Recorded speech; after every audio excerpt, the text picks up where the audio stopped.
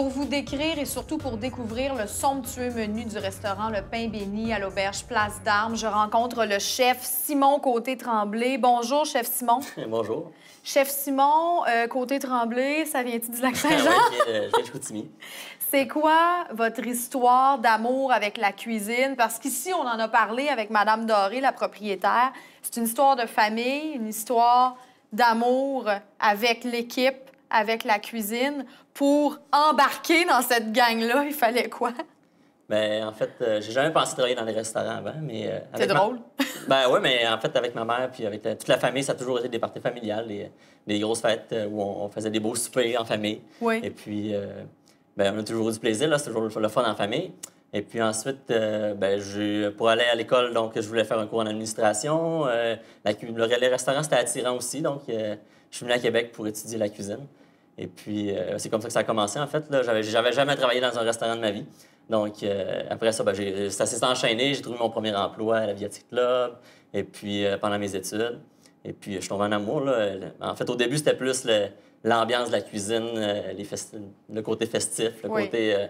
on était soudés, serrés. Le côté actif aussi, je veux dire, travailler en cuisine, c'est quelque chose. Hein? Oui, on a du plaisir beaucoup. C'est intense, et puis... l'équipe est importante, tout le monde, ça devient tes amis, tu sors le soir avec eux, puis tu as tout le temps du plaisir.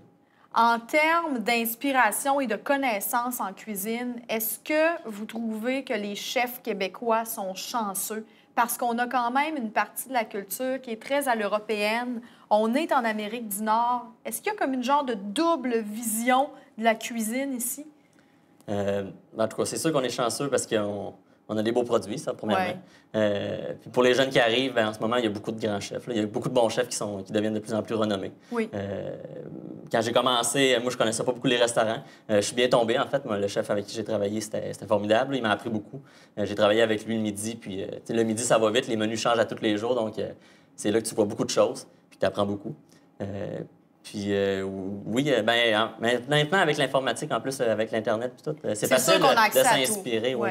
Mais déjà, dans notre culture, il y a quand même quelque chose qui rend la cuisine, je sais pas, qui emmène la cuisine à un autre degré. Bien, c'est sûr que je pense que tout le monde, les parties de famille, c'est beaucoup important, puis c'est beaucoup axé sur le souper, sur le repas familial. Tout le monde se gaffe, tout le monde aime ça. Surtout au lac! Ouais. En tout cas, chez nous, on aime beaucoup ça. Quand on parle de la formule ici du restaurant Pain Béni, c'est une cuisine française, une cuisine chaleureuse aussi à la québécoise, bien entendu. Avec cette touche, moi, je trouve que la cuisine va avec la décoration. Toujours une petite touche moderne, le petit côté créatif. Si Mme Doré ajoute sa petite touche au mur, est-ce qu'on peut dire que vous ajoutez quelque chose de créatif à chaque assiette? Bien, certainement. C'est sûr qu'on s'inspire des classiques. Là, et je réinvente pas la roue. Là. Un gratin dauphinois, c'est bon. Puis il s'agit de le mettre à notre goût. Ensuite, on s'inspire de ce qui se fait un peu partout. Puis on s'inspire de nos cuisiniers aussi. On s'inspire des gens avec qui on travaille. Moi, ça fait 10 ans que je peux aller travailler ailleurs. Fait que pour m'inspirer, il y a le monde avec qui je travaille. Il y a le monde, il y a les autres restaurants quand je vais souper ailleurs. Mais... Ça se passe comment, un échange d'idées de chefs? Il faut partir d'un point. En fait, moi, je demande une idée. Si, donc, pour travailler avec mon chef, exemple, il va m'envoyer une idée qu'il y a avec un produit puis une saveur. Moi, je vais ajouter une purée. Je vais ajouter... c'est le fun de bâtir un plat à deux quand on s'entend bien avec la personne. Parce que chacun va amener quelque chose à des étapes différentes du plat. Puis à la fin, on a un beau résultat d'habitude, quand on s'entend bien. On va les découvrir, les beaux résultats. Est-ce qu'on commence par les entrées? On a un modèle d'entrée tout à fait magnifique. C'est un canard qui est fumé, c'est ça? Bien, cet hiver, on a essayé de refaire un peu, c'est notre 10e anniversaire. Donc, on essaie de refaire un peu les plats qu'on a déjà faits, mais c'est sûr que les plats, ils changent. J'affectionne beaucoup de produits, donc le canard, j'aime beaucoup ça. Le maillot de canard, on le fume ici. Ensuite, il est juste mariné, on le met dans une saumure, on le fume. Ensuite, Mais là, on le fume. Il y a un certain équipement là, pour fumer son on a un fumoir. Donc, mais on ne fume pas pendant des heures. Hein, c'est un court fumage, donc c'est pas trop prononcé. Puis ici, on le marie avec un espumon mascarpone. On a des figues un peu vinaigrées. On a un vinaigre de cidre réduit. La figue un peu vinaigrée. Alors, c'est quoi? On va rechercher un petit peu du sucre, du fruit, mais l'aspect vinaigré, c'est une autre de vos expériences? Non, mais c'est un pickle. C'est comme un cornichon, mais là, c'est la figue qui est au vinaigre. Ensuite, quand on bâtit un plat, ça prend un peu de tout. Hein, ça prend un peu de sucré. Donc, on a le mascarpone qui est crémeux, qui est qui est doux. Ensuite, on a le vinaigre, on a la figue qui est un peu acidulée, on a le canard, lui, qui est salé. Fait que c'est un beau mélange. On a de l'huile de noix, les noisettes sont croquantes, on a de l'huile de noix. C'est ça, le plat est complet avec un peu de moutarde. En termes d'entrée, est-ce que c'est une de vos entrées les plus populaires? Oui, ça sort très bien, le magret de canard fumé. Ouais. Maintenant, si on parlait de viande, mais attention, là, d'une viande qui est quand même, on va le dire, qui est quand même assez rare sur un menu, c'est le cerf que vous proposez ici. Viande sauvage, mais viande sauvage accessible pour en se fait, procurer ce produit-là? Des viandes sauvages, à l'état sauvage, c'est toutes des viandes d'élevage. Là, vous n'allez pas chasser votre cerf? Non, il n'y a OK. personne qui fait ça, on n'a pas le droit, en fait. Vous faites beaucoup de produits ici, mais vous n'avez pas jusque-là. Puis, donc, ici, on a c'est un médaillon de cerf. En fait, c'est dans la fesse. Et puis, on le sert avec une crème sauce fumée, un rôti de pommes de terre et courges, carottes de couleur, betterave. C'est le temps de ces légumes-là, un peu racines. C'est le début de l'hiver, la fin de l'automne. On suit les saisons. Ouais. Crème sûre fumée? Oui, même chose. On met la crème sûre dans le fumoir, puis on l'assaisonne sel poivre, c'est tout. Donc, ça ajoute une petite touche crémeuse et puis une petite touche fumée, pas trop.